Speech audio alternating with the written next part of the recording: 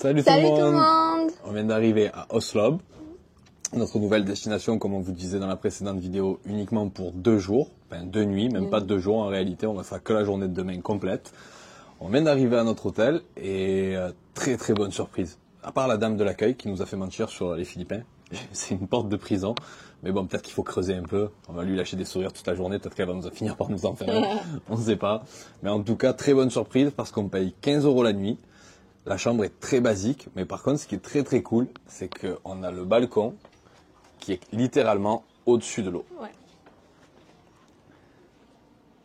On est vraiment sur le bord. Là-bas, c'est le centre-ville dans le fond. On est à peut-être 10-15 minutes à pied grand maximum du petit centre-ville de Oslo. Il y a même une terrasse pour prendre le soleil. Et là, juste après le dernier transat, un toboggan pour aller se jeter direct dans l'eau. Je pense que c'est mieux de le faire à marée haute, sinon ça risque de faire un peu mal. En tout cas, c'est vraiment cool. Là, il y a les fauteuils rocking chair. Non, c'est vraiment pas mal. Et Anaïs va nous montrer la chambre. La petite terrasse. La fameuse petite terrasse. Ils ont coupé une table en deux, t'as vu? Il y a Ben un ouais. morceau là de la table et l'autre morceau qui est ici. Et Voilà, au moins ça fait Hein 2 tables basses. voilà, comment s'en mettre. Alors vraiment très basique, hein. Ouais, mais il y a la clim. Non, c'est Je un crois. ventilateur. Tu dirais que c'est une clim? Thermostat Selector. Ouais, on étudiera la question plus tard. Ça ressemble à une clim quand même. Ben voilà, hein, écoute, on a Tout un simple. petit lit en 140. Très bien. Petite coiffeuse. Des jolis murs verts. Un peu de peinture. Peinture. Bon, là, le placard, du coup, je suppose. Et la salle de bain qui est très très propre. Ouais, Et ça a l'air nickel. Il y a récent. l'appareil pour l'eau chaude là-haut. Avec tout ce qu'il faut. Ouais, nickel. Hein, Donc voilà, tout petit mais ça très prend pas fonctionnel. l'humidité, on est au sec, alors qu'on est dans l'eau, quoi. Ouais, c'est vrai que ça c'est cool. Et tout ça pour 15 €, hein. 15 € la nuit. Ouais, non, franchement, trop bien. Vraiment, vraiment bien. Et on va se réveiller, du coup, avec la vue. Ouais, parce que là on a les levées de soleil qui sont juste en face du coup. Ouais, On ça a va changé être- de côté de l'île, donc forcément on voit plus les couchers de soleil, mais si on se lève assez tôt, alors vraiment très tôt, parce qu'aux Philippines, les levées de soleil c'est à 5h, 5h30. 5h30 je crois, 5h15. Voilà. Donc, Voilà. Pas dit qu'on le voyait le lever de soleil, mais au moins le soleil va nous réveiller, ça c'est sûr. Et donc après-demain, on prend un bateau pour aller sur l'île qu'il y a là-bas dans le fond, pas la toute petite, la grande. Et ensuite, on prend un autre bateau pour aller sur une autre île qui est quand même beaucoup plus loin. Mais celle-là, je sais pas où elle est. Je crois que ça, c'est Bohol en face. Mais je suis pas sûr. Voilà. En tout cas, c'est vraiment cool. On a vraiment les pieds dans l'eau, même si on est au premier étage. Et ça va être sympa. Voilà. Sur ce, on va aller se chercher à manger. Là. Bah, parce qu'il est 13h30, on n'a rien mangé. Eh ben voilà. Voilà. Allez, c'est parti. Ah bah oui, on a la piscine. Elle est belle, hein, avec les dauphins. Ah non, C'est des requins c'est baleines. des requins-baleines. Quand même. Tu veux de quoi? Et là, il y a la tienne de piscine.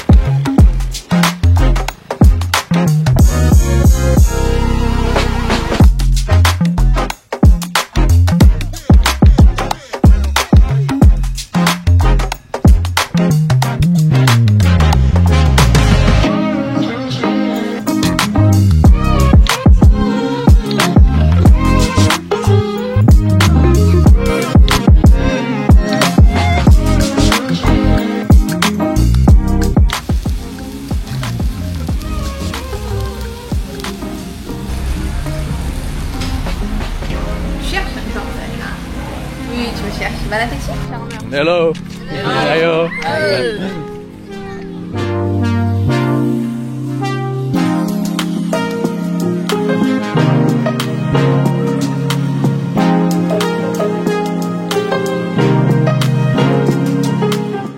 Alors, on est revenu sur la terrasse de l'hôtel. On voulait vous faire ce petit morceau de vidéo dans le village, mais du coup, on a rencontré une jeune fille, Eva, qui voyage depuis plusieurs mois en Asie et qui fait des stages pour ses études ici. Et c'était super intéressant, donc du coup, on a passé du temps avec elle. D'ailleurs, c'est notre voisine. Elle est dans l'hôtel qui est juste à côté. Et du coup, on est revenu ici pour vous faire cette vidéo. Bon, on vous a quand même filmé quelques plans dans le village qui est tout petit. Oslob, c'est vraiment quelques rues en bord de route. C'est un petit village de pêcheurs. Il y a une embarcation si vous voulez prendre le ferry pour aller sur l'île qui est en face, l'île de Bohol. Ça peut être pratique aussi. Mais nous, si on est venu ici, donc c'est pour attendre la famille de Anaïs qui nous rejoint demain. Ah, on est sur 24 heures. Moins de 24 heures. Et on voulait vous parler un petit peu de ce village. En fait, il est connu, il est réputé sur l'île de Cebu parce que vous pouvez nager avec des requins-baleines. Le problème, c'est que c'est fait de façon très industrielle et ça perturbe fortement leur comportement et surtout leur système migratoire. Ce sont des animaux qui se déplacent dans tous les océans et à travers toutes les îles des Philippines. Et là, étant donné qu'ils sont habitués à être nourris à heure fixe tous les jours, ils ne migrent plus, ça perturbe leur système de reproduction également, et du coup ça contribue à l'extinction de l'espèce. Donc nous, on a choisi de ne pas le faire.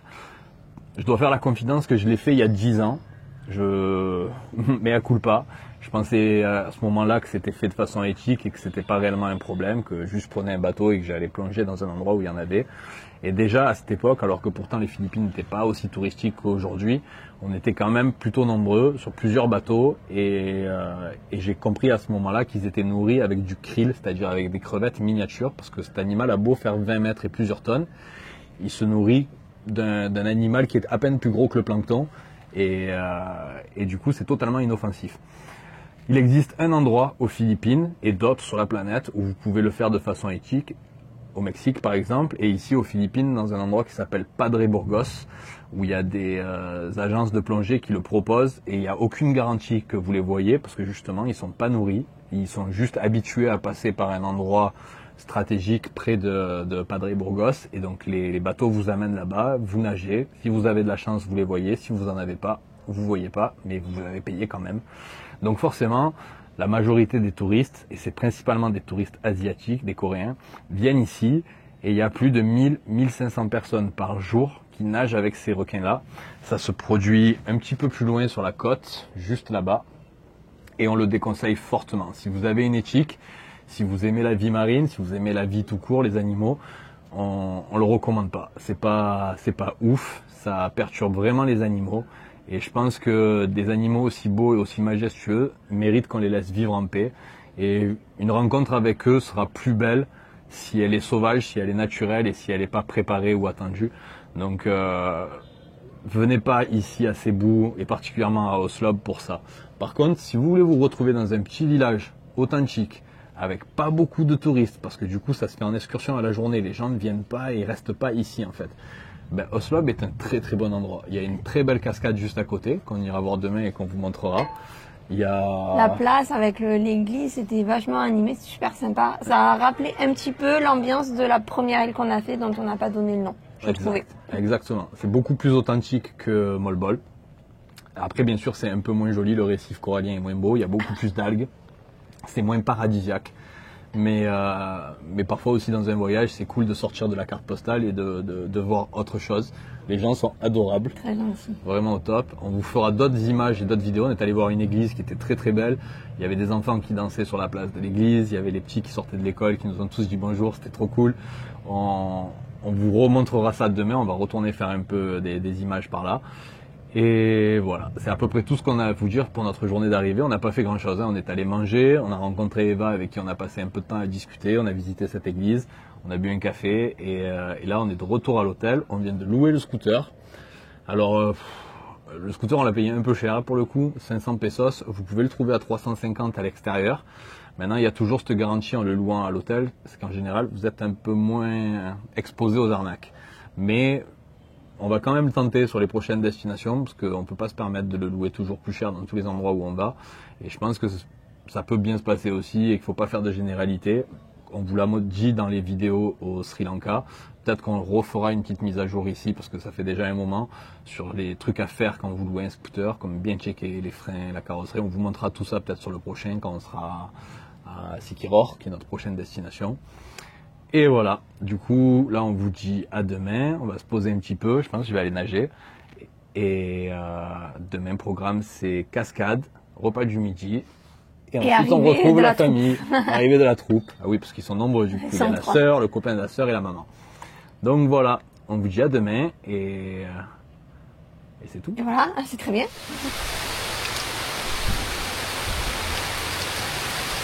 Bon, allez, c'est parti pour la journée des miniatures. Aujourd'hui, on a un casque de skate qui sert de casque de scooter. On a un scooter qui fait 25 kg tout mouillé. Et on va visiter une cascade qui, elle, est grande, mais on y va avec Eva qui, elle, est toute petite. Bon, allez, on vous amène et la cascade a l'air magnifique. Et pour l'instant, il n'y a pas trop de nuages, il y a du soleil. On croise les doigts que ça dure.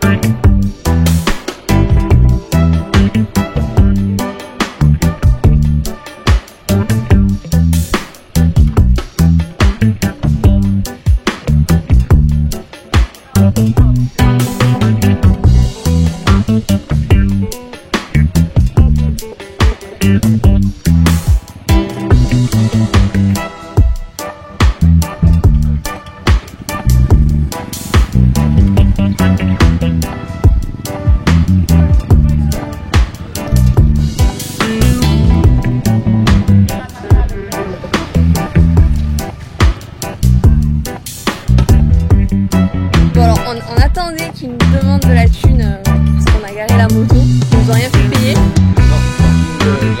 Parking gratuit. Et une explication à ça, c'est que pour faire 7 minutes de marche, assez pentu quand même, vu que beaucoup de touristes ici ont une légère masse pondérale exagérée. Ils ont mis plein de petites motos à disposition et du coup ils vont payer la course pour descendre 300 mètres de pente. Alors apparemment pour y aller c'est de la pente là de ce que je vois. C'est sûr qu'au retour ça va grimper un petit peu. Voilà. Ça sert à rien de payer pour un truc dont on aperçoit la cascade qui est juste en face. Ouais, c'est vrai, on la voit de là. Il y a 7 minutes d'après-gueule de marche. Bon. Même s'il y en a 10 ou 15, Ouais. voilà, vous allez en pleine nature pour voir une cascade. C'est cool aussi de balader, de prendre le chemin, enfin bref. Ils inventent tous les business possibles et Ils imaginables, sont quoi. très très forts aux Philippines, vraiment très très forts pour ça. Et vu qu'ils ont une majorité de clients chinois et coréens, c'est des gens qui font pas d'efforts. Ils veulent pas marcher, ils veulent être déposés pile poil dans l'eau à côté de des baleines, dans l'eau à côté de la cascade. Ils font vraiment aucun effort. Et du coup, ils ont compris le truc et ils ont fait une business, on peut pas leur en vouloir. S'il y a une offre, c'est qu'il y a de la demande. C'est la base du marché. Donc ils ont compris le truc. Ils sont bien compris.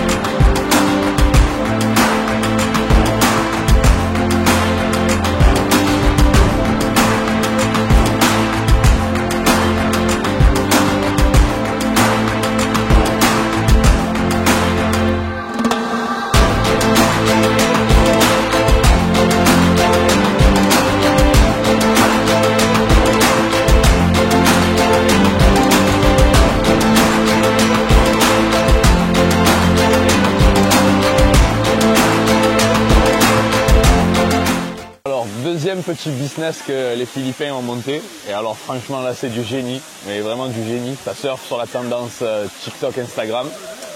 Le petit rocher que vous allez voir juste devant là où il y a le mec qui est debout, là il y a les gens qui font la queue. Et il y a le jeune homme en bleu qui les prend en photo avec leur téléphone portable et qui fait plein de mouvements style drone. Enfin bref, franchement c'est très très fun. Et ouais, ils sont trop forts pour prendre de la monnaie. Ils sont vraiment très très forts. Mais bon, la cascade est magnifique. Clairement, elle est très très belle.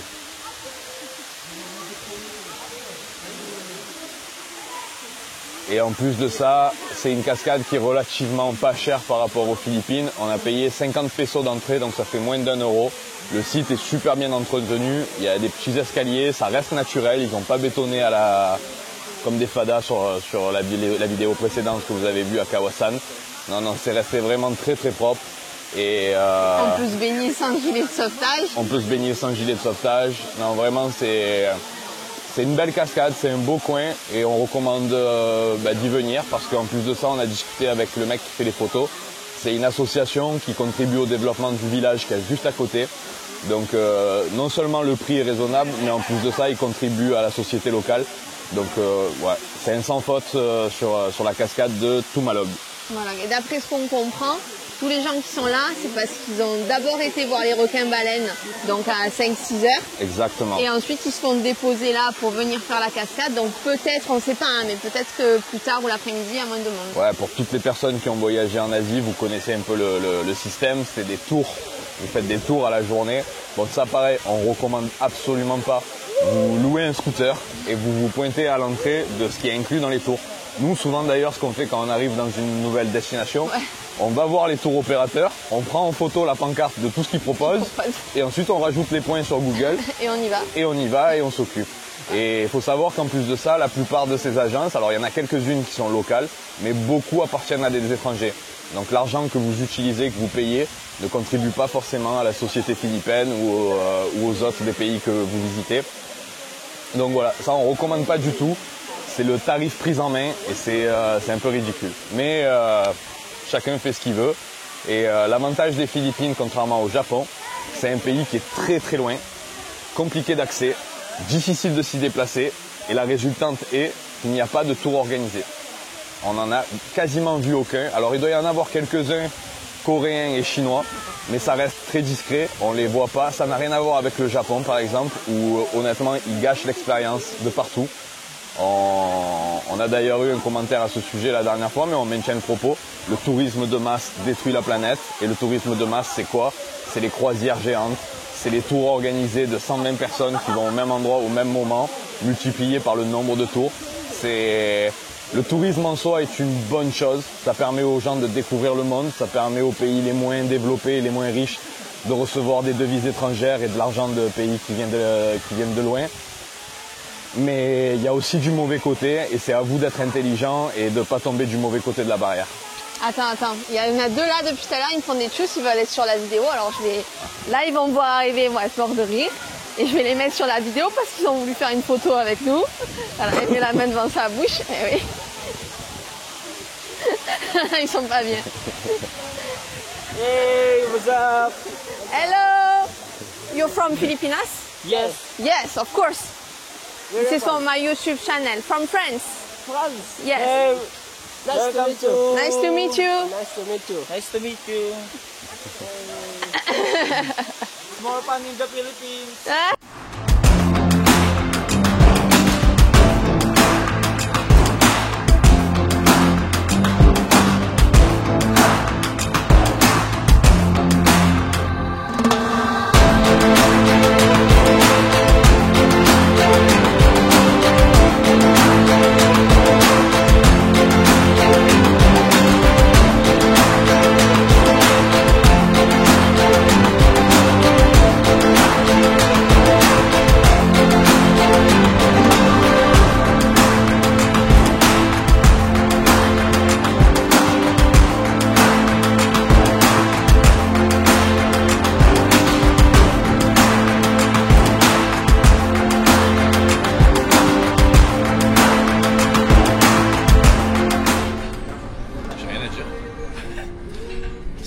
aller sur une île.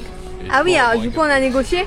Alors, déjà grâce au taxi, on a trouvé l'endroit où on paye le moins cher pour aller à Sumilon Island. Donc tout le monde nous disait 2500 pesos, ben en fait là on a payé 1005, donc on est 3, donc 1500 pesos à 3. Et on va passer le temps qu'on veut, on a jusqu'à 4 heures pour rester sur l'île. Voilà.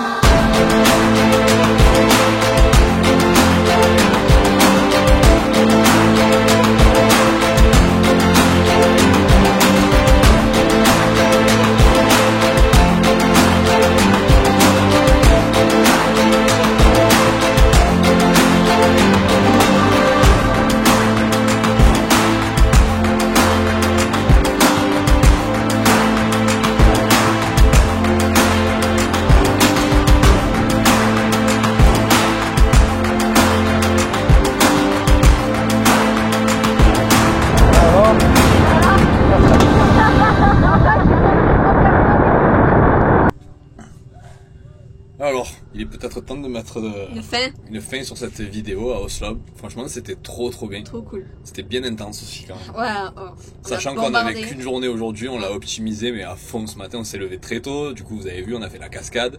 Et ensuite, on est parti sur l'île qu'on aperçoit là-bas dans le fond, mais avec la GoPro. Ouais, je pense pas qu'on puisse l'avoir avec la GoPro. On est parti sur une petite île. Plutôt mitigé sur l'île, même si elle est magnifique. Il n'y a rien à dire, l'eau était super belle. Sous l'eau, c'était... Bah ouais, vous avez vu les poissons, hein. Voilà, il y avait vraiment des poissons de toutes les couleurs, c'était ouf. Et par contre, c'était un peu cher. Alors si vous êtes dans le coin à Oslo, c'est toujours mieux de faire ça que d'aller voir les requins-baleines et de participer à cette industrie. Maintenant, si c'est juste pour vous poser sur la plage, c'est aussi une des seules et rares plages que vous pouvez trouver aux alentours de Oslo. Sinon, c'est assez vaseux avec des algues. C'est pas déplaisant, hein, je me suis baigné aussi hier, mais c'est vrai que ça s'éloigne un peu de la carte postale. Donc voilà, maintenant il nous reste plus que quelques minutes, on va accueillir la famille d'Anaïs qui arrive. Et la prochaine vidéo, ce sera à Sikijor, une île qui est beaucoup plus loin par contre. Plus loin, demain on a une belle journée de transport qui nous attend, on a 2 ferries. On a probablement un bus, voire 2 bus, du tuk-tuk, peut-être un taxi. On essaiera, dans la mesure du possible, de vous donner le plus d'infos pour ceux qui s'intéressent. Ouais, on vous expliquera comment rejoindre Sikijor depuis Oslo, mais sachez que vous pouvez le faire depuis Cebu City. plus facilement. Un seul et même ferry qui part directement sur l'île de Sikijor. Là, c'est vraiment parce qu'on est un peu plus éloigné. Donc, on va partir par le sud de l'île de Cebu. Et c'est un peu plus complexe. Voilà, sur ce, on espère que la vidéo vous aura plu. Et on se retrouve à Sikijor.